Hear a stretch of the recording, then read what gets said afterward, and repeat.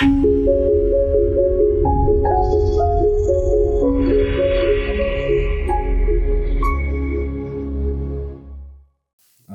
görməlim, xoş gəlmisiniz. Salam, xoş gəldiniz. Təşəkkür edirəm. Mən Birbaşa mövzuya keçmək istəyirik, ingilis dillə bağlıdır. Dil öyrənmək problemi sistemə bağlıdır, metoda yoxsa birbaşa şagird və tələbənin özünə? Əslində hamısı bir yerdədir. Yəni biri o birisindən üstünlük təşkil eləmir. Hamısı bir kombinasiyada olmalıdır. Amma bunun başının kökündə mən sistem deyərdim ki, daha çox rol oynayır, vacib rol oynayır. Çünki ola bilər sənin metodikan var, yaxşı metodikan var, deyək ki, Vüqar müəllim dedik ki, falan metodika və yaxud hər hansı bir digər müəllim. Tələbə öz üzərində deyək ki, okey, çalışqan dilisi. Amma sistemli şəkildə görmürsə bu işi, o zaman yəni yenə də gedib o yuxarı səviyyəyə gedib çıxa bilməyəcək. Ona görə hamısı balanslı şəkildə olmalıdır. Siz şagirdlərlə və tələbələrlə münasibətdə, yəni hər beyin eyni deyil, hər xasiyyət də eyni deyil. Məsələn, bizim dövrəmizdəki psixologiya yanaşma müəllim-şagird mənası səmimiyyətdən daha çox qorxu idi. İndi necədir? Yəni tələbələrlə şagirdlər arasında sizdə? Bilirsiniz, yaxşı sualdır. Hal-hazırda dünya o qədər sürətlə inkişaf eləyir, bu texnologiya inkişafı, hər şey dəyişir və o vaxtın, o dövrün, yəni bizim dövrümüzün tələbə olmaq belə deyək də vəziyyəti ilə indiki tələbələrin vəziyyəti eyni deyil. Hər dəfə mən öz Instagram səhifəmdə buna toxunuram, belə mizahlı videolar çəkirəm. O vaxtı məsələn stolun üstünə belə qayış qoyursan, başa düşürlər ki, bu qayış nə deməkdir? Ya şvabra qoyursan, ya milçə evdirən qoyursan. İndiki dövrdə onlar keçmir. İndiki dövrdə telefonu alırsan əlindən və eyni nəticəni verir. Sözümü nəyə gətirirəm? Bugün həqiqətən tələbələrlə ortaq dil tapmaq, yəni aşağı yaş tələbələrlə çox çətindir. Mən hətta deyərdim elə böyüklərin özündən də, çünki onlara bir növ qoşulublar, deyək ki də, onlar da bir növ onun bir ruhunu götürürlər də. Məsələn, bugün tələbələrin əksəriyyətini sorursan, deyirlər ki, bizim başımızın üstündə duran insan lazımdır da. Yəni biz özümüz məşğul olsaq eləməyəcək. Yəni bizim başımızın üstündə duran adam lazımdır, bizə yol göstərsin, belə eləsin. Bir növ böyüklərdə də bu var. Yəni demirəm hamıda, amma çox adamda bunu görürəm. Məsələn, məndən yaşda böyükdür, tələbəmdir.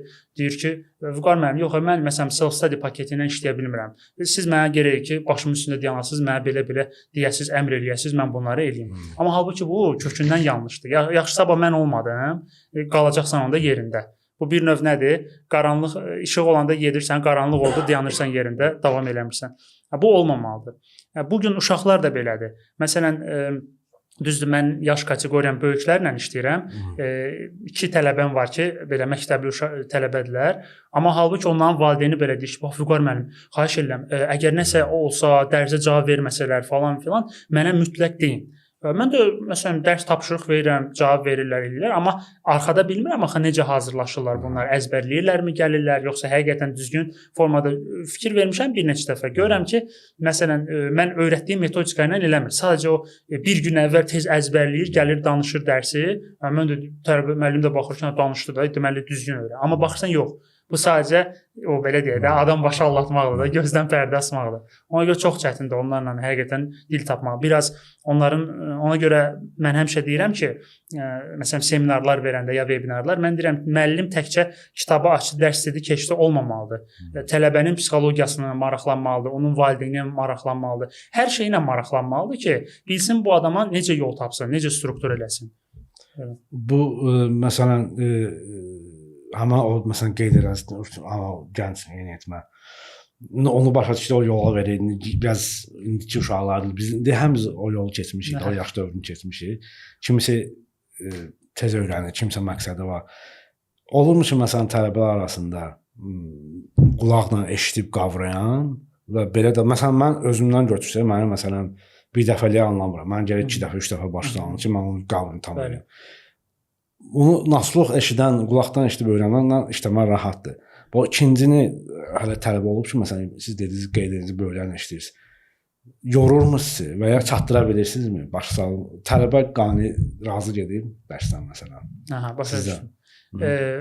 Təbii ki, mən hər dəfə mənə tələbə müraciət edəndə, məsələn deyək ki, Instagramda, yəni sosial şəbəkələrdə baxır, mən indi bir şən videolar çəkirəm, yəni gülməli yaxud mizah xarakterli. Oradan baxırlar və müraciət edirlər ki, dərslər də yəqin bu istiqamətdə gedir. Dərslərdə yəni Vüqar müəllim çəkdiyi o videolar, gülməli videolar istiqamətdə gedir. Mən də ki, ixtisasım fərqli ixtisaslarım olub, idman sahəsi, aktyor sahəsi, IT sahəsi və sonda da indi gəlmişəm təhsil sahəsinə və keçmiş bu topladığım təcrübələri dərsdə tətbiq eləməyə çalışıram. Yəni təkcə kitabı açdım, dediyim kimi dərsi keçdim, sağ ol olmamalıdır. Tələbə ilə bir dost kimi də danışmalısan. Ola bilər tələbə, məsələn, bir tələbəm var, deyir ki, mənim sevgilim var, mən onunla belə danışdım. Halbuki amma məktəbdə belə bir şey görmərsə, axı müəllimlə elə danışsın. Amma müəllim demirəm tam belə o pərdəni götürməlidir. Yox, o rusların bir söz var, slujba, drujba olmalıdır mütləq şəkildə. Yəni bilməlidir tələbə ilə sən harda necə danışasan. Çünki bəzən sərt də olmalısan, bəzən mülayim də olmalısan. Tam sərt olmaq olmaz, tam da mülayim də olmaq olmaz. Tam mülayim olsan, başını buraxacaq deyəcək, əşyan sizə fikir vermir. Sərt də olsan, yenə də ya qorxu yaranacaq, ya özünə qapanma baş verəcək. Ona görə yenə də o balans qorumaq mütləq şəkildə lazımdır. Bəs onda niyə ingilis dili? Mənim uşaqlıqdan 3 arzum olub. Bir, aktyor olmaq istəmişəm. Əsasında Hollywoodda o filmlərə baxaraq.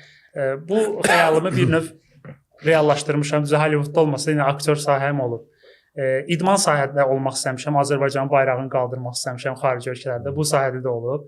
13 il kickboksla məşğul olmuşam peşəkar şəkildə. Müxtəlif çempionatlarda iştirak etmişəm. Bayrağımıza arzuma çatıb qaldırmışam.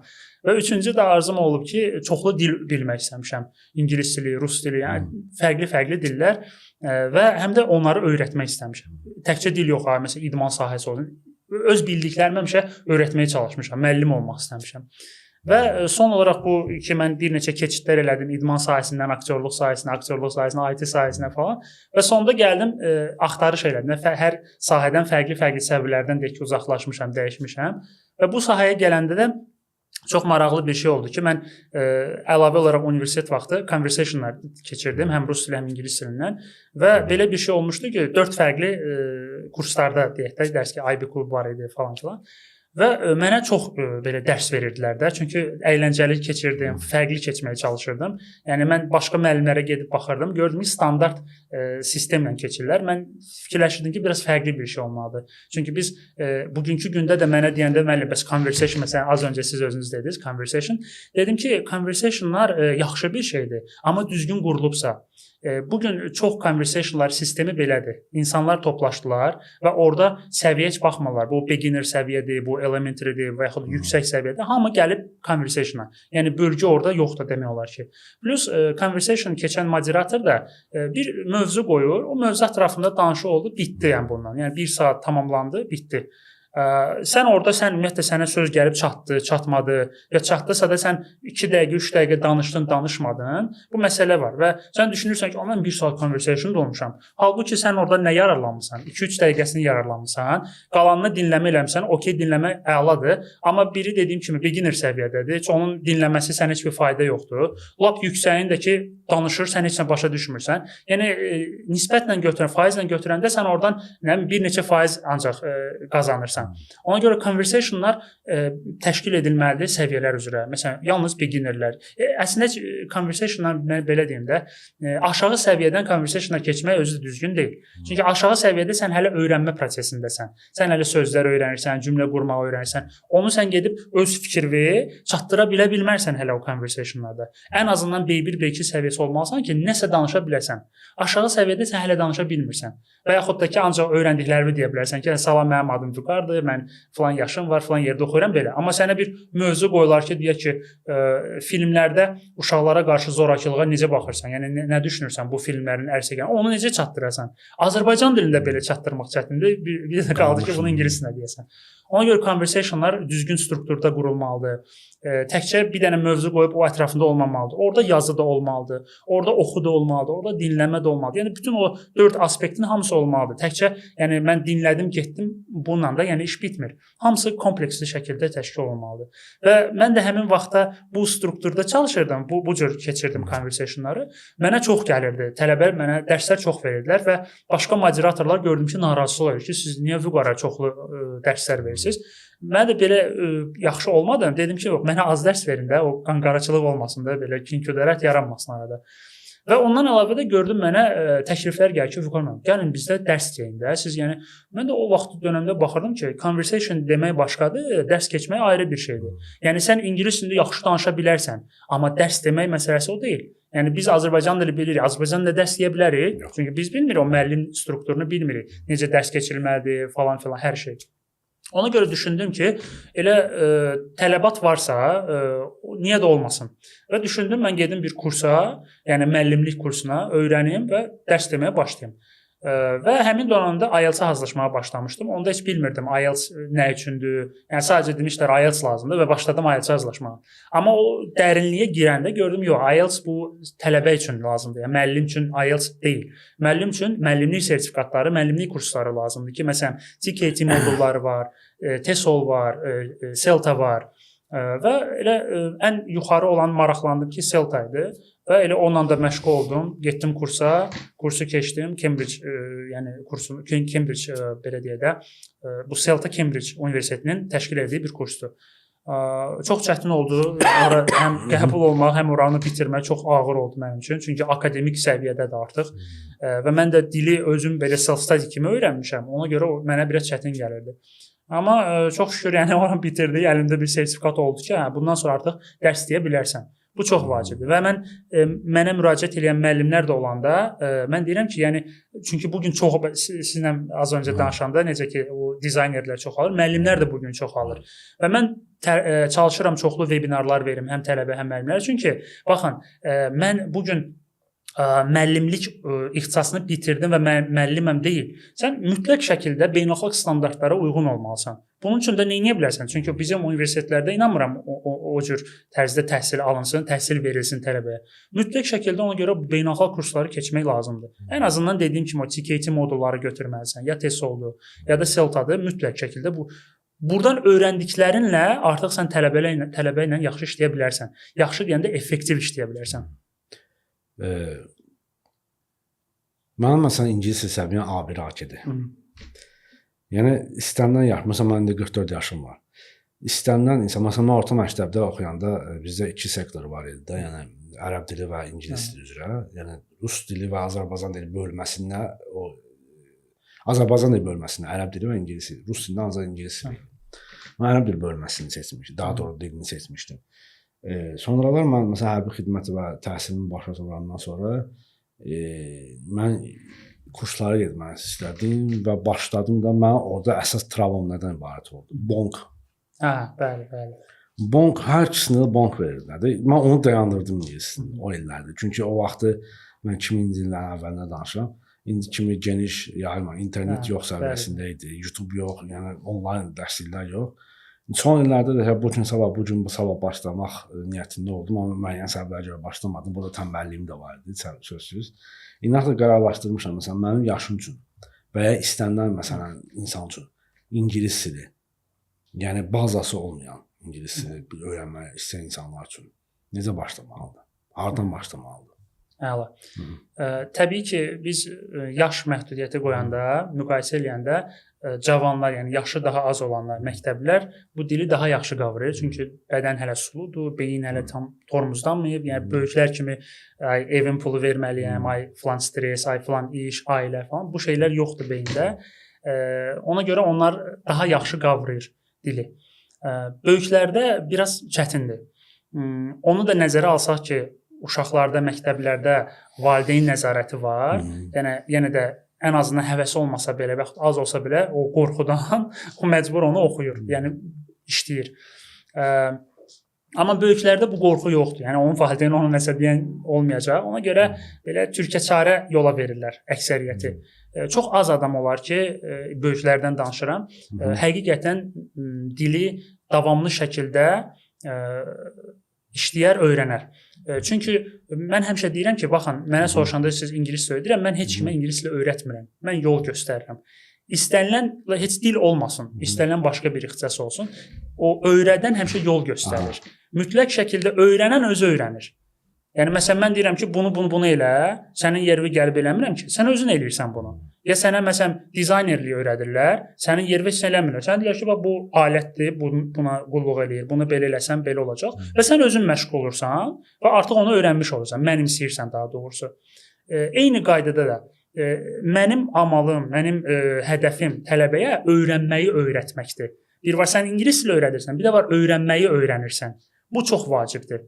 Dediyim kimi, sabah vüqar müəllimi olmayacaq, sən onda qalacaqsan. Amma sən öyrənməyi öyrənsən, vüqar müəllimi olmasın, yəni heç kim olmasa belə sən davam eləyəcəksən. Ona görə məndən soruşan deyirəm, mənim birinci məqsədim səni relsə salmaqdır. Ki, o relsə düşəndən sonra özün mən olmasam da davam eləyəsən. Bu çox vacibdir. Yəni bu artıq yaşa baxmır, bu artıq məqsəd söhbətidir. Mütləq şəkildə iradəli olmaq, disiplinli olmaq. Bilirsiniz, bu gün dediyim kimi texnologiyanın pik nöqtəsindədir və insanlar istəyir hər şey tez olsun. Yəni biraz gec olanda adi bir filmə baxanda belə insan sıxılır. Tez-tez qabağı fırlayırsan ki, görün bu film nə oldu, nə vaxt qurtaracaq. Adam o 1 saat, 2 saat dayanıb baxa bilmir filmə. Məsələn, Instagramda o qədər biz görmüşük, scroll eləyirik, qısa videolar, bitdi, növbəti. Bax, bu əslində çox ziyanlı bir şeydir. Bu yansıyır həmçinin bizim öz həyatımıza. Hər şey istəyirik tez olsun. Dil öyrənmək də yəni istisna deyil. Məsələn, bəzi kurslar, bəzi deyək ki, bu müəllimlər bundan yaxşı istifadə edir marketinq olaraq ki, məsələn, nə bilim 1 aya öyrədirəm, 2 aya öyrədirəm, nə bilim neçə günə öyrədirəm və vüqar müəllim və yaxud vüqar müəllim kimi bu istiqamətdə olan müəllimlər deyəndə ki, sənə 1-2 il lazımdır. Aha, beyin avtomatik analiz eləyir. 2 il bir kursa gedeyim, yoxsa 20 günlük kursa, yaxud 2 aylıq kursa gedeyim. Avtomatik seçirsən 2 aylığı. Və onun arxasında amma əziyyəti düşünmürsən ki, sən heç öz dilini 2 aya öyrənə bilməmsən. Necə ola bilər sən başqa bir dili 2 aya öyrənəsən? Hətta dünənləri maşın sürəndə radioda eşitdim, bir tanımıram kim idi. Kimisə dəvət ediblər. Müəllim başladı danışmağa, deyir, hə 3 aya ona görə öyrənmək olar. Və mən belə qaldım ki, axı niyə bunu popularizasiya edirsiniz də? Axı 3 aya mümkün deyil. 3 ay öyrənərsən nəsə. Amma deyə bilmərsən mən 3 ay bu dili öyrəndim, bitdi. Mütləq şəkildə bu uzun bir prosesdir. Ağac əkəndə biz məcbur eləyənməyik ki, onu tez böyüsün. Onun böyümə inkişaf müddəti var. 1 ilmi, 2 ilmi, yəni fərqli meyvələrdə fərqlidir. Beyin də elədir. Nə qədər eləyirsən elə, sən onu vaxtından əvvəl inkişaf elətdirə bilmərsən. Ya biz məsələn yemək yeyirik. Mədəmizə deyəmərik tez elə 5 dəqiqə həzm elə bunu. Mümkün deyil. Onun işləmə prinsipi var. Beynin də işləmə prinsipi var. Biz nə qədər də çalışsaq, istəyir 100 dənə metod gətirək. Birində də bir gülün səslənsə də görmüşdüm. Deyir alfa, beta qammaları ilə, dalğaları ilə təsir edir, öyrədir. Çox gülünc görünür və insanlar buna aldanırlar. Mən girib məsələn rəylərə baxıram, görürəm ki, pluslar atırlar. Yəni bunu istəyirlər insanlar. O insan da nə istəyir, onu verirlər də. Və sonda nə olur? Nə nəticə görürlər, psixologiyaları darmadağın olur və deyirlər sən bacarmadın öyrənməyi.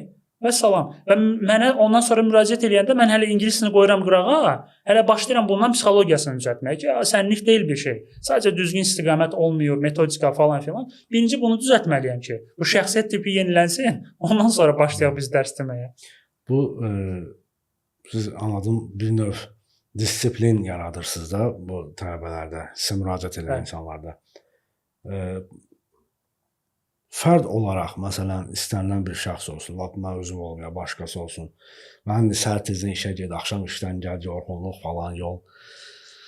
Bu, belə tip qrafik olan insanın ingilis dili öyrənmə metodu necə olmalıdır? Məsələn, nədən başlamalıdır ki, necə başlamalıdır ki, mən məsələn gündəlik nə qədər vaxt, zaman ayırmalıdır ki, və ya hərdən olur ki, məsələn, günə deyir 20 dənə söz öyrən. Mənim 20 dənə söz öyrənməyə yorğunluğum ona imkan vermir. 5 dənə məsələn öyrənmək. Bu insan necə etməlidir, necə tətbiq etməlidir ki, ingilis dilini ilkin olaraq özü tətbiq eləsin həyatında.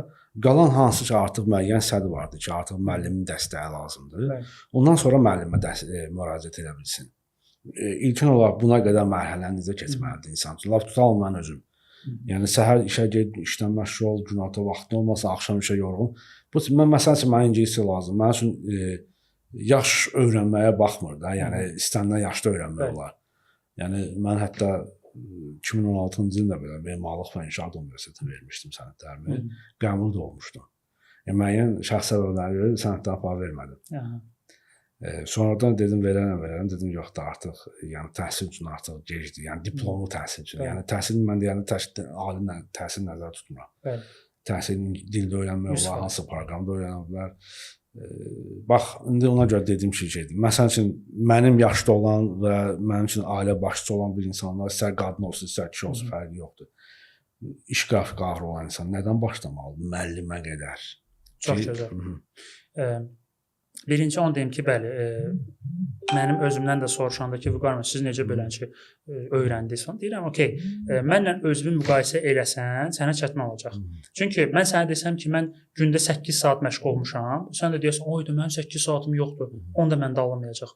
Elə bir şey deyil. Məndə 8 saat deyək ki, mənim vaxtım çox olub, yəni mənim həyat fəaliyyətim, həyat rejimim belə deyək də, elə olmayıb ki, çox məşğul olmuşam. Yaxud məsələn, məktəbdə, universitetdə oxumuşam, ya məsələn, gözətçi olaraq işləmişəm. Yəni mənim o sahədən vaxtım çox olub. Yəni mən bir yerdə oturub məşğul olmuşam.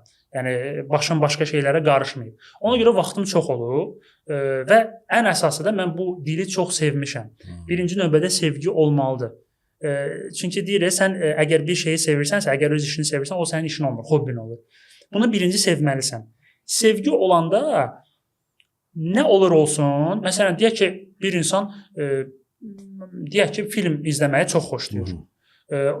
İş qrafiki nə qədər çətin olsa da, o evə gəlib o filmə baxacaq. Çünki deyəcək, yox, mən bunu sevdim, mənim sevdiyim bir işdir. Ya idman olsun.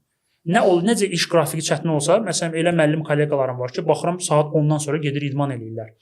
Zallara gedirlər. Çünki bu işi sevirlər. Sağlam olma, idman, bu onların həyat tərzidir. Yəni vaxt tapacaqsan.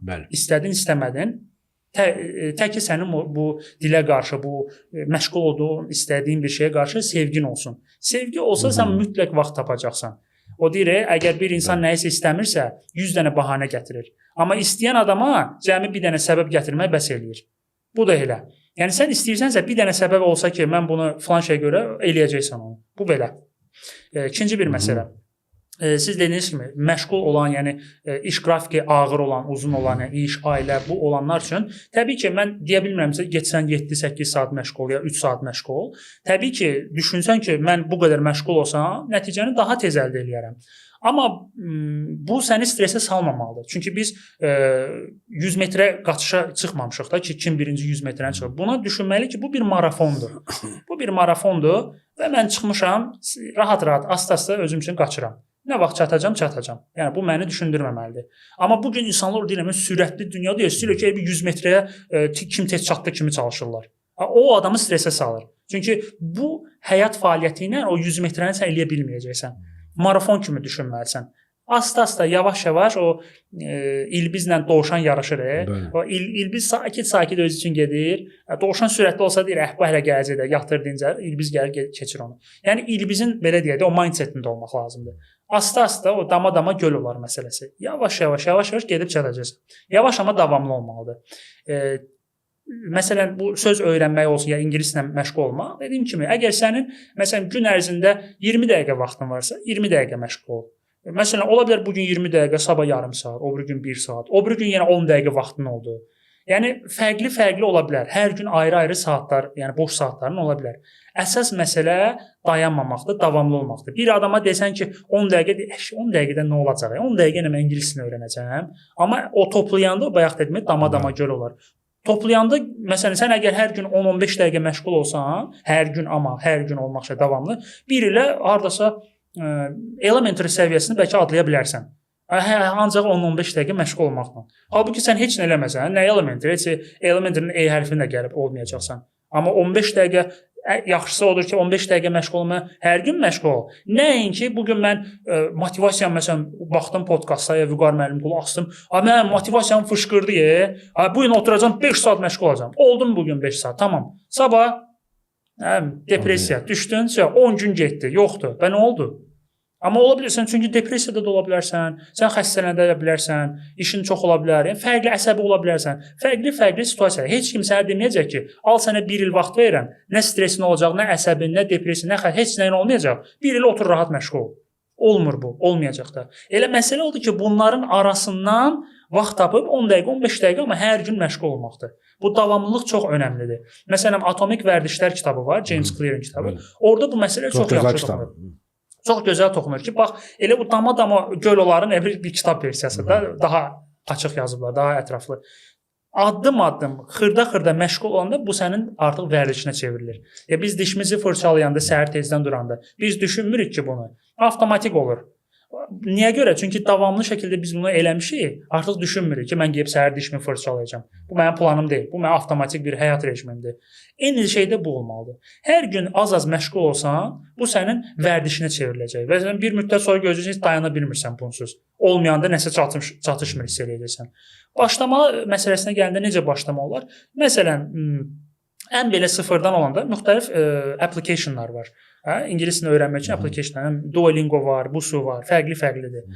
Mən məsəl üçün Busuu həmişə məndən soruşan, deyirəm mən Busuu işləmişəm, Busuu xoşuma gəlir, onu məsləhət görürəm. İndi çox adam deyir ki, mən məsələn Duolingo rahatdır application. Fərqi yoxdur. Hansı application olur olsun, sənin özünə xoş olsun. Bəlkə mən sənə Busuu deyirəm, sənə Busuu xoşuna gəlməyəcək. Duolingo xoşuma gəlir, Duolingo ilə işlə. Yəni başlanğıc üçün heç nədən, yəni bugünkü vəziyyətdə mən deyə bilmirəm də, deyək ki, kursa get, vaxtın yoxdur, falan şeylə. Amma bütün həyatımız hardadır? Telefonda. Ona görə telefona Busuu ya bu cür applicationlar yükləyəndə işə gedirsən, gəlirsən avtobusda, metroda, ya yemək yeyirsən, ya o xırda vaxtlar olur da biz ona fikir vermirik. Həmin o xırda vaxtlarda məsələn Busuu proqramı ilə məşğul olmaq olar. Demirəm Busuu ilə sən mükəmməl ingiliscə olacaq, amma sənə baza verəcək. Nəsə olacaq. Öyrənəcəksən müəyyən bir şeyləri. Dediyim kimi yüklədin o telefona bu proqramlardan birini, avtobusda, metroda, yemək yeyərkən, nə vaxt boş vaxtın oldu? Çünki biz demək olar ki, bütün günü telefondayıq. Ya Instagrama baxırıq, WhatsApp-a baxırıq, TikTok-a baxırıq. Ona demirəm, yəni insanlara demirəm ona baxma. Baxmasan daha yaxşı olar. Amma deyə də bilmirsən baxma, çünki həyat ordadır. Amma deyirəm ki, heç olmasa ora ayırdığın vaxtdan bir hissəsini də həmin bu ingilis dilinə aid. Məsələn, Instagrama girdin, ya nəyəsə YouTube-a girdin, elədin, aç proqramı, 5 dəqiqə, 10 dəqiqə məşğul ol. Zaten proqramı yükləyəndə o sənə orada sual verir. Sual verir ki, gün ərzində neçə dəqiqə məşğul ola bilərsən? Avtomatik orada çıxır, 5 dəqiqə, 10 dəqiqə, özün seçirsən. Minimum 5 dəqiqədir. Olsun, bu niyə görə bunu sənə verir, bu application niyə görə soruşur, onun nəyinə lazımdır? O sənə görə verir ki, sən öz limitini hesablayasan. Ki, mən gün ərzində minimum nə qədər məşğul ola bilərəm? 5 dəqiqə, okey 5 dəqiqə düşünürəm ki, onlarda məşğul. O demək deyil 5 dəqiqə məşğul bağla. O 5 dəqiqə məşğul oldun, gördün həvəsin var, ya davamı gedir, davam edirsən 10 dəqiqə, 15 dəqiqə. Həvəsin yoxdur, ən azından o 5 dəqiqəni eləyirsən. Amma minimum limiti həmişə saxlamaq lazımdır.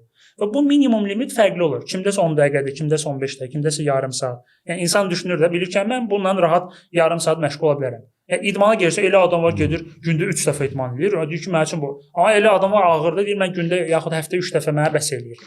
Və o hər kəs öz limitini özü bilir. Ona görə başlanğıc səviyyədə bu cür applicationlardan istifadə edə bilərsən.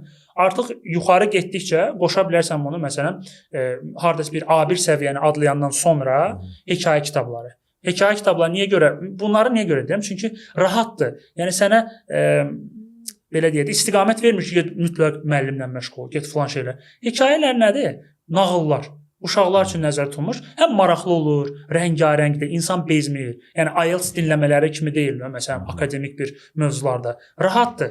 Məsələn, Harry Potter haqqında, nə bilim, fərqli kimə nə xoş gəlir, həm su haqqında tutaq ki, zürbəcə, hətta podkastlar belə bura aiddir. Yəni hekayə kitablardır, podkastlardır. Bunlarla işləyə bilərsən. Telefon yenə də. Yüklədin telefonuna audiolarını və salam, qulağında, qulaqlığı taxdın. Avtobus yenə, metro, harda fərq yoxdur. Ya çıxmısan yolda, yürüyüş edirsən, parkda gəzirsən. Qulağında ingilis dili gedir. Burada məsələ, başqa bir məsələ biraz haşiyə çıxam. Deyəndə müəllim, onda nə istəyirik qulaq asa bilərik? Deyirəm, yox, nə istəyirik yox. Sənin öz səviyyəvə uyğun olmalıdır. Yəni bu gün mən A1, A2 səviyyəsindəyəmsə, mən gedim, nə bilim, intermediate səviyyəsinin dinləməsini qoyum ki, əsas dinləmə olsun, elə də deyil. Sənin dinləmən aşağı leveldə olmalıdır. Yəni danışığın strukturunda olmalıdır. Yəni məsələn çünki həmişə dinləmə, başa düşmə danışıqdan 2 addım irəli olur. Çünki görürsüz deyirlər, başa düşürük amma danışa bilmirik. Çünki başa düşmə çox olur, çünki eşitmə daha çox eləyirik, amma danışıq az olur. Ona görə də o səviyyə uyğun olmalıdır. O söz bazasının az olmağına irəli gəlir də, yəqin ki, danışa bilməmək, anlayıb danışa bilməmək. Yox. Çatdıra bilməmək. Əslində söz bazası, düzdür, söz bazası da rol oynayır, amma söz bazası ona istiqamət vermir ki, sənin söz bazan azdır, ona görə danışır. Elə adam var, məndən belə söz bazası çoxdur. 20.000 plus bazası var, amma danışığı məndən çox-çox zəifdir. Yəni A1 səviyyəsində danışır. Məsələ burada deyil. Hətta bir yadıma gəlir bir podkast, yox, TED Talks izləmişdim. Orada xanımın adı yadımdan çıxır. Deyir ki, mən deyir aptekə getdim. Ürəyim xəstə idi. Yəni nəsə ağrıyırdı. Ürək dərmanı almaq istəyirdim. Və aptekçi də Malayziya idi, ya hansı bir ölkədə idi. Deyir orada dili bilmirlər axı. Deyir yaxınlaşdım. Biri deyir, mən də buna çatdırmaq istəyirəm fikrimi ki, mən dərman istəyirəm. O da mənə 2 dərman təklif elədi. Amma o çalışır belə akademik dildə danışsın, nəsə bir şeydi. Heç nə başa düşmədim. Amma o birisini deyir ki, o ikinci aptekdə işləyəndə deyir onun dili çox zəif idi. Amma onu mən başa düşdüm. Çünki mənə çox rahat başa saldı. Mənə dedi ki, məsələn, indi Azərbaycan dilində danışsaq, deyir mənə dedi ki, nədir problem? Deyir ki, məsələn, mən bunu bilmək istəyirəm də, hansı dərman alım 2 dənə. Deyir, okey, bu dərman deyir beyin. Beyin səndə yaxşıdır, yoxsa yox? Deyir, hə, beyin yaxşıdır. Ürək yaxşıdır, yoxsa yox? Deyir, hə, ürək pisdir. Deyir, onda bunu al. Çox sadə. Orada deyir ki, brain is okay or not? Deyir, my brain is okay. Deyir, your heart is okay or not? Deyir, my heart is not okay. Deyir, onda hə, gəl buna. Bu sənə. Çox sadə. Yəni 2-3 dənə sözlə öz fikrini çatdırdı, satışını eləyə bildi. Deməli, məsələ çoxlu söz bazan olmağından deyil. O sözləri necə istifadə eləməyin asılıdır. Çünki adi hekayə kitablarına belə baxsaq, məsələn, ən aşağı starter səviyyəsinin kitabın sonuna baxsaq, görürsünüz ki, orada yazılıb 150-200 söz. Yəni deməli 150-200 söz bilərək bir hekayə ərsə, bir kitab ərsə gətirə bilərsə, deməli sən 150-200 sözlə rahat şəkildə danışa bilərsən.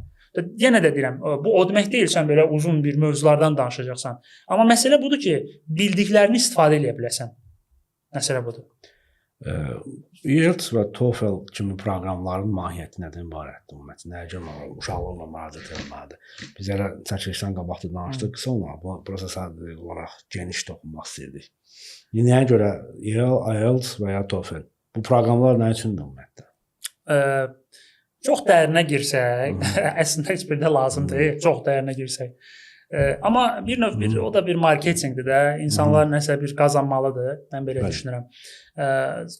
IELTS və TOEFL bunlar hamısı akademik belə deyək də sertifikatlar sayılır ki, bu sənin yoxlayır ki, yəni sən akademik səviyyədə başa düşə bilirsənmi, oxuyub başa düşürsənmi, danışa bilirsənmi, bu şeyləri əhatə eləyir.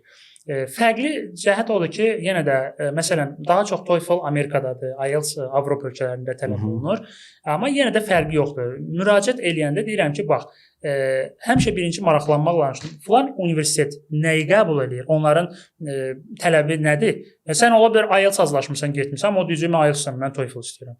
Ona görə birinci araşdırmalısan. Sən hara gedirsən və o getdiyin yer nə tələb edir səndən və nə qədər tələb eləyir?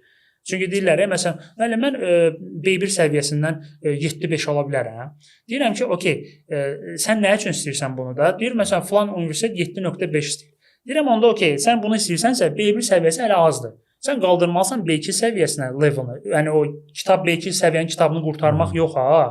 O çox adam səhv edir. Mən elə oldu ki, adam da deyir mən B2 səviyyəsinin kitabını işləyib qurtarmışam. Soruşam, güclə elementar səviyyədədir. Güclə. Yəni kitab qurtarmaq hələ o səviyyədə olmaq demək deyil. Sözün əsl mənasında o səviyyənin belə deyək, saat limiti var. Onu bitirməlisən. Məsələn, nümunə olaraq deyim ki, elementary səviyyəsini bitirmək üçün 180-200 saat tələb olunur. Və tələbə də deyir ki, məsələn, ya müəllimlər də, yəni əksər yerdə belədir ki, bir səviyyə 2 aya bitirirlər. Sən də baxsan ki, okey, həftədə sən 2 dəfə gələndə bu eləyir 1 aya 8 dərs. 2 ayda elədi nə qədər? 16 dərs. Yəni bir dərsin bir də 1 saat olanda 16 saat. Yəni 2 aya 16 saat sən ingilis dilində məşğul olmusan. Amma Cambridge şkalası göstərir ki, sən elementary adlamaq üçün 180-200 saat lazımdır. Sən də baxırsan ki, bəs mən axı elementary səviyyəsini bitirmişəm kitabını. Amma danışa bilmirəm o səviyyədə. Çünki sən kitabı bitirmisən. Sən 18 saat ya 16 saat məşğul olmusan. Sən o Cambridge-in qoyduğu şkala ilə məşğul olmamısan. Sən evdə gedib məşğul olmamısan. Amma bəs o deyir ki, okey, müəllim, bəs biz 180 saat necə eləyək ki? Deyirəm ki, hesablayaq da adi hesablama. Günə 3 saat məşğul olsan, 3 saat. Bu bir aya, yəni 30 günə nə qədər idi? 30 vurulsun 3, 90 saat. Bəli. İkinci ayında 90 saatı 180. Deyirəm məsələn gündə 3 saat məşğul olmaq şərti ilə onda elementary səviyyəsini adlayasın. Yoxsa həftəyə 2 dəfə getdim mən dərsə, mən ingiliscəni bilirəm. Bu o deyil. Bunlar nəzərə alınmalıdır. IELTS, TOEFL məsələsi də sırf dediyim kimi bu akademikdir. Yəni universitetlər tələb edir ki, mənə bu deyək ki, sən sertifikatı gətir ki, mən bilim ki, sən ingiliscəni deyək ki, bilirsən. Amma bu əslində o deyil. Deyək məsələn, mən Amerikanlıyam, mən ingilisəm, mən gedirəm hansısa bir universitetə yaxud da hər hansı bir işə qəbul edirəm. Oradan da mənə deyəcəklər ki, sən sertifikat gətir. Nə olsun mən ingilisəm? Yenə də səndən sertifikat istəyəcəklər. Ona görə bu məsələləri nəzərə alanda düşünmək olar ki, əslində bu hamısı bir belə acı da səslənsə bir pul tərəzidir. Bunda yəni fərdi şəklində hazırlaşmaq müəyyən səviyyədə. Yəni ona belə çıxır ki, onlara sertifikasiya lazım deyil, olar şey eləmək. İELTS, TOEFL kimi. Mən şəxsən özümdən tuturam. Amma məsələn üzr istəyirəm, bir universitetə hazırlaşan tələbə Avropa və Amerika, bunlar fərqlənir seçimdə, imtahanda. Avropa universitetlərinə sözsüz mən nəzərdə tuturam İtaliya, Fransa, İngiltərə kimi inkişaf etmiş ölkələr universitetlərinin hazırlıq və Amerika. Bunlara ingilis dilini seçimi hansı qayda ilə getməlidir? Məsələn, mənim oğlum getmək istəyir Amerikaya. Daha doğrusu mən yönəlmək istəyirəm Amerikaya. İndi bilmirəm, bəlkə də savab edəcək, yox, Bakı Sumqayıtda oxu. Sumqayıt Dövlət Universitetində oxumaq istəyirəm. Yəni o seçimlər edən tələbə 11-ci sinif, 10-cu sinif tələbələr, bunları nədən başlamalıdır bu gün? 10-cu sinifdə oxuyan tələbə gələn il verəcək xarici universitetlərə verəcək qaydalardan necə tanış olmalıdır? Nələr etməlidir? İlkin addımları necə olmalıdır? Hardan başlayıb, harda bitməlidir? Var, məsələn, dövlət xətti ilə gedən, dəstəyi ilə gedən var. Məsələn, yanılmasa keçən il idi, Cənub zonasından bir oğlan qəbul oldu Michigan Universitetinə və Michigan Universitetinin ayırdığı təqaüdlə təhsil alırdı. Bunların arasında da fərq vardı. Məsələn, dövlət universitetinin dəstəyi ilə gedən tələbələr qayıdıb yenidən 5 il minimum dövlətdə işləməlidir hansı təşkilatda, amma orada universitet təqaüdünə təhsil alınarsa, o həmin dövlətdə qalıb işləməlidir müəyyən bir il. Bunlara da zəhmət olmasa toxunardı. Bir də məsələn dediyim kimi 10-cu sinif tələbəsi və ya 9-cu sinif tələbəsi universitetə verəndə dövlət təqaüdündən, dövlət dəstəyi ilə gedən və həmin universitetin dəstəyini almaq üçün necə etməli, hansı addımlar atmalı? Ən birinci, sırf yəni ingiliscə danışırıq deyə, ingilis dili sənin üçün bir prioritet olmamalıdır. Yəni ingilis dili olmazsa olmaz olmalıdır bu gün. Sən hansı bir universitetə hələ getməzdən qabaq sən artıq ingiliscəni bilməlisən. Və buna uşaq vaxtından artıq düşməlisən üstünə. Niyə görə bu gün məsələn ailələr öz uşaqlarını kurslara ya qoyurlar, ya uşaqlıqdan cizgi filmlərinə qoyurlar baxsın ingiliscəsində ki, o qulaqları, gözləri artıq buna alışsın. Uşaqlar artıq nəyə baxırsa, onu da götürür. Uşaq bir ağ vərəqdir də, nədirsə onu da götürəcək, onu da yazacaq. Məsələn, Amerikan bir Azərbaycanlı uşaq anadan olsa, onu aparıb Çinli bir ailəyə qoysa, o Çin dilində danışacaq. Yəni ingilisini yanına qoysa, ingiliscə danışacaq. Yəni o mühitdə nəyi götürəcəksə, o olacaq. Yəni onun inputu bu olacaq. Bu da elə. Uşaqlıqdan məşğul olmaq mütləqdir. 9-cu, 10-cu sinifdə yaxud hər hansı bir sinifdə oxuyursa, hələ başlamayıbsa, deməli artıq gecikib. Bu bir. Bu artıq gecikib. Ona görə dərhal başlamaq lazımdır. Yəni düşün ki, 1-0 geridəsən, 1-0 geridə başlayırsan. Yəni uşaqlıqdan məşğul olmamısan. Bu mütləqdir. Məsələn, mən ingiliscəni 4-cü sinifdən məşğul olmağa başlamışam. Biz 5-ci sinifdən də keçmişik. Mən 4-cü sinifdən özüm öyrənirdim. Yəni özümü dərk edəndən məsələn filmlərə baxırdım. O vaxtı filmlər dublyaj indi kimi olmurdu. Arxa fonda ingilis dilində gedirdi, rus dilində dublyaj olunurdu. Və mən qulaq asırdım, gəlirdim, dəftərimi götürürdüm. Nə söz eşidirdim, nə cümlə eşidirdim və sonra rus dilində dublyaj edirdilər, o formada yazırdım. Heç yazılışını bilmirdim, düzgün necə yazılır. Necə eşidirdim, elə yazırdım. Yəni o formada başlamışam. Ona görə bu gün soruşan deyirəm, bəli, mən bir filmə bəlkə bir 30 dəfə baxmışam. O 30 dəfə. Yəni deyəndə deyir, 30 dəfə olar. Deyirəm, vallahi deyirəm, yəni çox. Hətta bəlkə 100 dəfə də oldu, elə film var. mən filmləri o qədər sevmişəm və bir filmə dəfələrlə baxmışam. O dəfələrlə baxdığıma görə də həm aksent yaxşı formalaşıb, həm yəni dili yaxşı öyrənmişəm. Bu buna şərt deyil. Bir dəfə baxdın keçici olmamalıdır. Dəfələrlə baxmalısan, analiz eləməlisən, qeydlər götürməlisən. Çünki film izləmə özü də bir texnika tələb eləyir. Yəni filmə oturum belə sevib belə əyləncə kimi baxdım, keçdimdən mən dil öyrənəcəm olmur. Elə olmur. Mütləq şəkildə kompleksli olmalıdır. Qeydlər də aparmalısan, xoşuna gələn bir epizodları öyrənməlisən, özün üçün bir shadowing eləməlisən. Yəni dediyim kimi bu struktur var, bir metodika var, film izləmə texnikası var. Bu belə. Deyək ki, məsələn 9-10-cu sinif başladın dili öyrənməyə. Yenə də bu öyrənmək o demək deyil, mən kursa gedirəm, mənə TQDK-ya hazırlaşdırır. Bu öyrənməkdən danışmam. O ancaq sən test eləyəcəksən və salam. Ondan o tərəfəsi yoxdur. Yaxud ən yaxşı halda oxuyub tərcümə eləyə biləcəksən. Sözün əsl mənasında dili mənimsəmə prosesinə başlamalısan. Ancaq belə mühit olmalıdır. Gün ərzində film izləməlisən, ola bilər hər hansı bir slow musiqilər olmalıdır, yəni sözlərinə görə öyrənmək üçün. Ya podkast, hekayələr, mütləq hekayələr olmalıdır burada. Sən həvəsin olmasa belə ən azından özünə uyğun bir hekayə tapacaqsan, ya podkast tapacaqsan. Elə adam var ki, deyir mən film xoşlamıram izləməyi. Deyirəm nə xoşlayırsan? Deyir mən xoşlayıram məsələn maraqlı videolara baxım. Məsələn deyək ki, tibbə aid o günləri bir nəfərlə tanış olmuşam. Deyir mən tibbə çoxlu videolara baxmışam, xoşuma gəlir bu sahə, sağlamlıqsa. Yəni hər adamın sevdiyi sahə nədirsə ona uyğun doludur. Yəni podkastlar, audiolar, yəni sevdiyin bir şeyi dinlə. Yəni məcbur deyilsən, film xoşuna gəlmirsə, məcbur eləmək olmur səni. Xoşladığın bir şey izləginə, xoşladığın bir şey dinlə. Bu belə. Və başladın deyək ki, sən bu deyək ki, düşmüsən, altı relslərə düşmüsən, istiqamətdə gedirsən, yəni dili mənimsəyirsən. Mən Amerikaya gedəcəm, İngiltərəyə gedəcəm, Çinə gedəcəm, Koreya hara gedəcəmsə, birinci nə edirik? Araşdırırıq. Birinci mütləq şəkildə araşdırmalıyıq. Bu haradır, nədir, nə tələb olunur, o məndən nə istəyir? Və başlayırsan nə? Normalda öyrəndin internet dövründə. Yəni hər şey internetdədir, hər şey burdadır, hazırdır. Araşdırdın, siyahı tutdun özünə. Nələr lazımdır? İngilis dili öz başda dayanır, o option deyil, olmalıdır. Ondan sonra başlayırsan, nə lazımdır? Sənədləri yığırsan. Hansı sənədlər tələb olunur? Falan filan. Nə lazımdırsa, vərəqdə, bir dəftərdə qeyd elədin və başlayırsan o prosesə, o sənədləri yığmaq üzrə. IELTS deyək ki, ingilis dilini qaldırdın. B2 səviyyəsinə qaldırdın. Ondan sonra nə tələb edir? Falan universitet IELTS tələb edir. Məsələn 7, 7.5 ya 6, 6.5 nə hansı tələb edirsən. Okay, IELTS-a sərbəst hazırlaşmaq olar, amma çox çətindir. Çünki dil öyrənmə, sən özün öyrənə bilərsən. Məsələn, amma IELTS stilində öyrənmək çox çətindir. Çünki müəllim sənə artıq orada shortcutlar göstərir ki, məsələn, bu cür reading düşəndə necə eləmək lazımdır? Məsələn, gap filling var. Bunu necə eləməlisən? Özün də məşğul ola bilərsən, dediyim zaman çətin olacaq. Yəni kitablar var, coursebooklar var, alıb məşğul olursan, amma müəllim artıq burada səni 1-5 atır qabağı. IELTS də belədir ki, aşağı yuxarı hər hansı bir normal bir müəllimlə məşğul olmaq olar. General English-da hər müəllimə getmək olmur. Çünki hərə özündən bir hoqqa çıxardır da belə deyək. Amma IELTS bu strukturdur, riyaziyyat kimi bir şeydir. Yəni bunu siz də dərsəsiniz, mən də dərsəsiz eyni strukturda dərs keçməliyik. Çünki bu strukturdur, bu belədir. Yəni gap filling-i mən sənə deyə bilməyəcəm. Sən belə elə, o birisi müəllim desin ki, filancı eləsin. Gap filling-dir. Onu struktur belədir. Amma General English-də hər bir özündən bir hoqqa çıxarda bilir.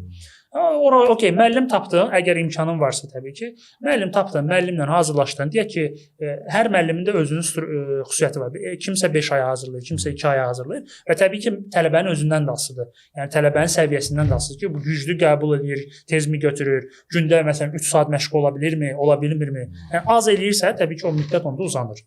Yox, bazısı güclüdürsə, özünə inamı, özünə o disiplini güclüdürsə, ola bilər məsələn 2 ay, 3 ay məsələn çəkir, hazırlaşdın, bitirdin hazırlığı, getdin, imtahan verdin, aldın sən IELTS və ya TOEFL-ı. Okey, sənədləri də hazır yığmısan və salam. Ondan sonra yəni standart qaydada, yəni bilirsən də artıq necə hara göndərməlisən, intervyu eləyəcəklər səni, nə istəyəcəklər. Yəni məsələn deyək ki, CV-ni istədilər, ya IELTS nəyi istədilər. Bunları eləyəndən sonra bismillah yola düşürsən, gedirsən. Bu da dövlət xətti ilə də siz dediyiniz kimi və yaxud da ki, sən məsələn mənim bir dostum var idi. O Rusiyada universitetin adı yadımdan çıxıb, ora qəbul aldı və onlar özləri hamısını ödəyirlər. Yəni bunun qalmağıdır, yeməyidir, deyək ki, hər bir təhsili, o təqaüdü hamısını özləri ödəyirlər. Yəni fərqli olur. Yəni özün artıq baxırsan, maraqlananda, o bir şey üçün maraqlananda 11 şey çıxır qabağa. Başqa bir şeylər də bilirsən. Necə ki, məsələn mən söz öyrənəndə deyirəm ki, bir var sən sözü öyrənirsən ki, məsələn, tutaq ki, deyirəm large, sən deyək ki, sözün tərcüməsini öyrəndim, bu getdi.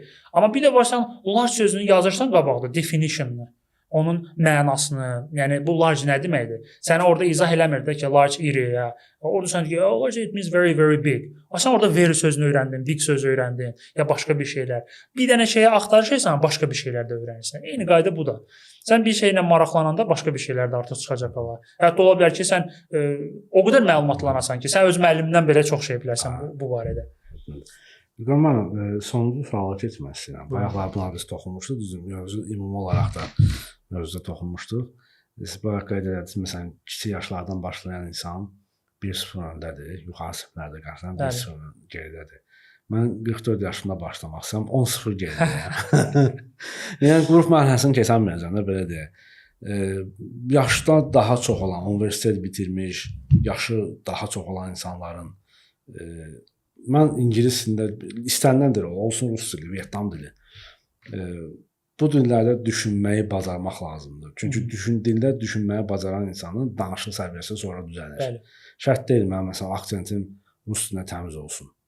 O şərt deyil. Çünki insanlar bizdə bir şey yaxşıdır ki, mən bizim millətə üstünlük verərəm ki, istənilən dildə danışanda çox ədəbi danışır. Çox bədiliyini qoruyur. İstər ərəb dili olsun, istər ingilis dili olsun. Məsələn, Qafqazda ən qəşəng rus dilində deyir, ən gözəl şəkildə rus dilində danışan Azərbaycanlılardır. Bəli, bəli. Yəni erməni, gürcü və ya ləzgi aksən dərhal bəlli olur. İstər ingilis dilində danışır. Necə düşünə bilərəm ingilis dilində? Düşünməyi necə bacarmalıyam, öyrənməliyəm?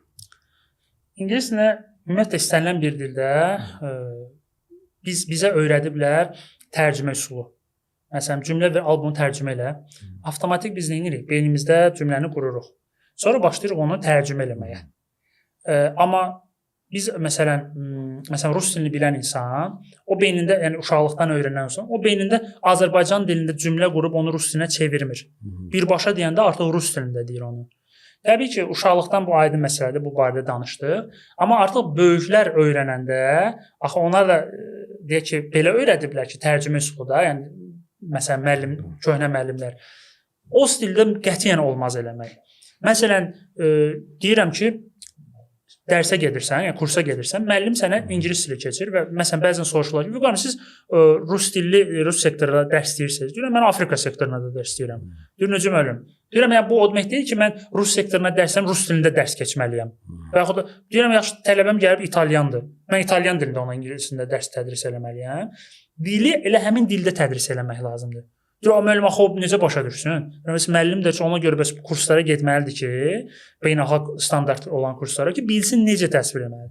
Yəni bu gün mən sənə Apple alma deməkdir sözünü nə mənası var? Mən sənə Apple göstərib deyə bilərəm ki, "This is an apple." Yəni bunu göstərsən artıq bilirsən ki, Apple alma deməkdir. Yəni mən gərək elə deyim, Apple alma deməkdir. Sən görürsən bunu. Və yaxud da ki, deyirəm ki, stand up. Stand up bu ayağa qalx deməkdir. Bundan sonra mən özüm qalxaram ayağa, deyim stand up, əlimlə göstərirəm, sit down. Oturdunuz aşağı. Artıq sən bunu görürsən ki, stand up demək deyəndə qalxmaq lazımdır. Sit down deyəndə oturmaq lazımdır. Və sən beynində bunu qurmursan artıq stand up ayağa qalxmaq deməkdir. Çünki sən vizual olaraq onu gördün. Stand up deyəndə beynivə ayağa qalxmaq cümləsi gəlmir. Avtomatik ayağa qalxırsan.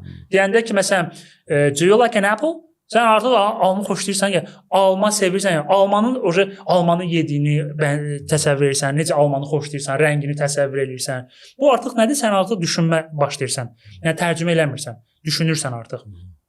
Səhər tezdən durdun, oyandın. Düşünmə ki, məsələn, mən ayağa qalxıram. Məsələn, deyim ki, "Okay, I am getting up." Belə yox. Birbaşa avtomatik, çünki sən deyək ki, o sözləri, cümlələri öyrənmisən də, yəni eşitmisən, oxumusan, avtomatik bunu bu cür deyirsən ki, "Okay, now I'm going to get up." Ya deyirəm ki, tutaq ki, "I want to eat something." Yəni düşünürsən, artıq ingilis dilində bunu düşünüb deyirsən. Azərbaycan dilində cümləni qurub onu çevirmirsən. Okay? Bu da yenə də uzun bir prosesdir əslində bu da. Amma belə deyim də çətin bir şey deyil. Sadəcə dediyim kimi öyrəndiklərini, məsələn səhər tezdən nə edirsən, onu başlayırsan ingilis dilində deməyə. Və bir müddətdən sonra hər gün eyni şeyi deyəndən sonra rutin olur da bu səndə və düşünmürsən. Yəni artıq ingiliscə başlayırsan bunları deməyə. Çünki düşüncədə artıq beyində artıq bunu canlandırırsan. Tutaq ki, deyirsən ki, I'm thinking about eating something sweet. Bunu artıq ingiliscə həm düşünürsən, həm deyirsən. Və mən indi hal-hazırda bu cümləni dedim. Mən Azərbaycanda düşünmədim bunu ki, sonra onu çevirim. Avtomatik ingiliscə gəldi. Və bu formada da davam edir. Amma bunu bura yığmaq üçün bura olmalıdır. Burada sən onu eşitməlisən çoxlu. Necə ki dedim, məsələn stand-up. Dedin sən eşitdin və onu gördün. Bunu stand-up-ayağa qalxmaq yazını oxudun, belə eləsən beyin o cür inkişaf edəcək. Tərcümə istiqamətində. Mütləq ona görə dinləmə lazımdır. Niyə görə? Məsələn, Azərbaycandan bu Rusiyaya gedirlər, bazarlıq eləməyə, deyək ki, necə, yəni satış, bazarda işləməyə falan. Ticarət məqsədilə. 3 ay işləyirlər, məsələn, onların rus dilləri daha yaxşı inkişaf edir. Nəinki burada 3 ay kursa gedənin. Baxırsan, mən deyir 3 ay kursa gedirəm, amma sən kimi danışmıram. Orada praktika olur deyə. Praktika çoxlu eşidirsən. Sən saatlarla ancaq eşidir. 24 saat ancaq eşidirsən. Başa düşməsən də belə, yəni ən azından qulaq asmalısan. İndi başa düşməsən, müəyyən söz yığılmalıdır. Nəsə o, amma bir var ki, məsələn mən indi bazar sektoruna gedirəmsə, indi aşağı-yuxarı eyni şeyləri işləyəcəm də. Bu neçədir? Bu falan qiymətə. Bu neçədir? Eyni. Yəni orada durub sənə məsəl üçün nədir bu? İqtisadiyyatdan sənə danışmayacaq. Orada siyasətdən sənə danışmayacaq. Yəni hansı sektordaymsa, ona uyğun orada mövzular danışılacaq. Ona görə də öyle. Yoxsa mən məsələn bu gün açım Çin dilində nə bilim xəmsəyə qulaq asım məsələn, ya nə bilim Harry Potter-ı dinləyim. Mən heç nə başa düşməyəcəm. Çünki mənim səviyyəm o deyil, orada deyiləm. Sadə bir şeylərdən. Salam, necəsən? Takisi, nə bilim, can işin məsələn deyəndə, sadə şeylərdən. Bunları öyrəndikcə artıq get-gedə artırsan, inkişaf edirsən. Məsələn, çox adam kurs bookları bəyənmir. Müəllimlər kurs bookları bəyənmir ki, onda standart yazılıb, o belə hər adam individual olmalı. Tamam, individual olmalıdır, amma bu kurs booklar bir ana xəttdir. Demirəm sən ancaq oradan dərs keç, amma o sənin bir mayakın olsun. Mayak bizdə gəmiləri göstərmək istəyən mayaklar. Amma bu sənin bir mayakın olsun. Ki, məsələn, buradan standartdır, bunları öyrəndim. Salam, necəsən, yaxşıyam, sağ ol, sən necəsən, mən də yaxşıyam. Oldu, görüşərik. Bundan artıq çərçivəyi kənara çıxa bilərsən. Orada gəl yazıbsa, hello, how are you? Bugün geçsən görəcəksən orada deyəcək ki, hey, what's up man? Orada hello, how are you yazmışdı axı, bu keçilmədi axı. Tamam, amma sən standartı bildin ən azından. Ondan sonra öyrənə bilərsən. What's up da var, how's it hanging? Cürbəcür ifadələr öyrənəcəksən. Təkcə bundan kifayətlənmə. Amma bu olmasa, bilmirsən, hardan başlayım, necə eləyim, nətər eləyim? O deyirəm, mən bilmirəm hardan başlayım. Bilmirsən, okey, al bunu, buradan başla. Buradan başla, sonra inkişaf elətdir, başqa şeylər öyrən. Əlavə dəstəkləyici materiallar həmişə olmalıdır. Yəni məsələn mən dərs keçirəm, deyək ki, mən Top-Notch kitabından keçirəm, amma onu təkcə ondan keçmirəm. Dəstəkləyici materiallar, podkastlardır, self-studydən, hekayələrdir, nə bilim facts and figuresdir. Fərqli materiallar mütləq olmalıdır. Təkcə bir dənə şeylə kifayətlənmək olmaz. Belə. Çox sağ olun qanal dəvətin qəbul etdiyinizə görə. Mən YouTube kanalının çox analitikasına baxıram. Kanalda podkastı izləyənlər daha çox abunə olmayanlardır. Abunəçilər daha faizi az, amma daha çox dinləyicilər abunəçi olmayanlardır. Və deyərdim, abunəçi olmasanız və dinləyin, paylaşın. Yəni faydalı podkastları paylaşmaq üçün. Yenə də çox sağ olun, təşəkkür edirəm, minnətdaram sizə. Təşəkkür edirəm. Çox sağ olun. Allah razı olsun.